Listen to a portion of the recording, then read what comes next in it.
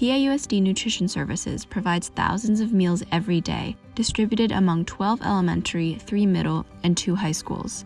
It's a constant balancing act between making enough meals to feed everyone who wants one and not having too many left over, as well as accommodating requests from students and parents regarding school food. It takes an incredible amount of effort on the part of all cafeteria staff, who work tirelessly to provide students with nutritious meals every day. PAUSD Child Nutrition Administrator Alva Spence oversees the entire operation.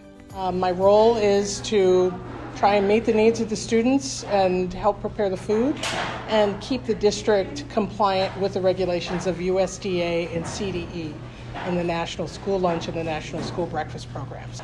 So I usually arrive at work at 4:30 in the morning. Hold up. 4:30 a.m.? Take a moment to let that sink in.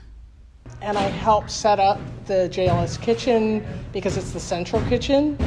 So we stage everything to prepare the elementary entrees so that we can get them into the oven and out of the kitchen. I want people to know that the Student Nutrition Services staff actually prepares the food here on site. I think there's a misperception that someone else is preparing the food for the district, and that's not the case. There's a crew of people behind me that are literally putting together salads for tomorrow. And it's a lot of work, and I just want people to know that we're here, we love what we do, and we're the ones doing it. Most meals are prepared at the JLS Central Kitchen by cafeteria staff, who cook and package the meals. Then they are boxed and distributed to schools throughout the district based on lunch orders made by students earlier in the day. Denise Boggs, the Central Kitchen Food Service Manager, has been working with PAUSD for over 20 years. She also begins work at 4:30 and oversees the elementary and middle school meals. The most challenging is numbers for like elementaries and trying to get them, close but not over, because we got a lot of food that gets left over. And ordering, it's really hard the past 2 years because of the supply chain. You order something, they don't let you know you're not getting it till the day before. Sometimes the day of, they'll email me and say, oh, this wasn't on the truck. Despite these challenges, food service assistants like Liu Ding continue to prepare food for students every day. My name's Liu Ding. I work at JLS and for preparing all the food and help each other to finish our target. Ding also describes the challenges of working under strict deadlines. All the school has a time schedule, bell schedule, and they need we need to do before the time start. Overall, it's just an incredible amount of work that goes on behind the scenes. But it can still be challenging for students with dietary restrictions to find food that aligns with their needs, which Evelyn Estrada, a Pali Jr., has to deal with.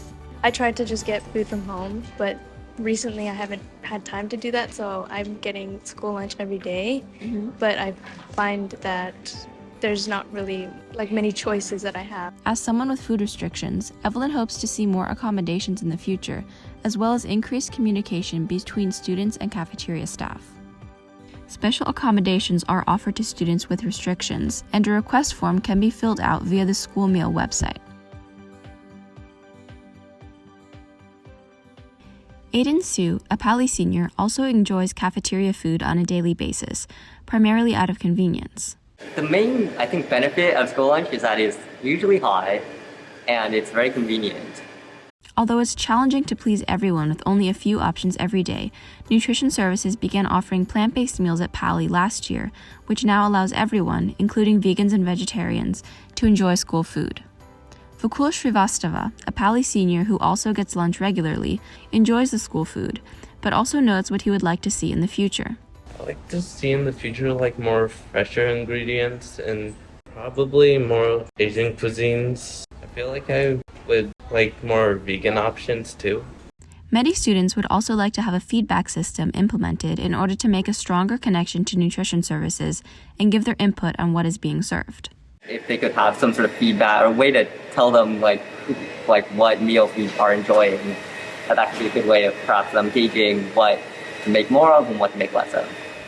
Feedback is something that Spence and others would love to receive, which students can do via their emails on the school website.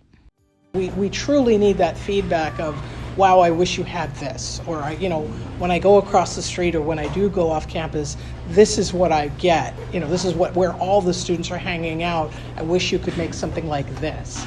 And that would be helpful for us, because especially as we're scratch cooking more, we could try and replicate those types of things. Working towards reducing waste, Nutrition Services began using reusable trays and containers in 2018 at elementary schools. This program is continuing to expand to other schools as sustainability becomes a priority.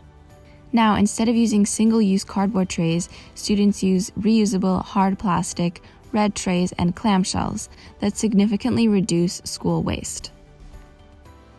Additionally, parents can help encourage their children to place their orders when prompted to in school, so there are enough meals for everyone who wants one. That's how we run out of food at the elementary level, is they'll forget to raise their hand in the classroom when they're taking the order. So from the elementary perspective, if I could really ask for parents' help to educate the student more of, we really need true numbers, and then we won't run out. We'll know that number and be able to provide that. Parents are also encouraged to come see their students' cafeteria for a better idea of how it functions. The only thing I can say for them is to come out to their students' school and watch the lunch line and watch these kids and what they do and what they pick to eat. Nutrition Services is constantly working to improve, and Spence and Ding describe their goals moving forward. So we have, in order to receive some of the grant and funding for next year, it's mandatory that we're 40% scratch cooked, and we're actually already there, but that's okay.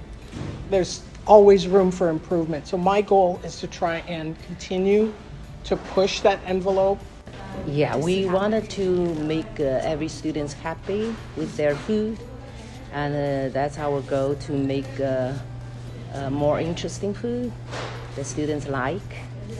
Let us all thank Nutrition Services for the work and dedication they put in to serve over 1 million meals each year, feeding the entire PAUSD school district.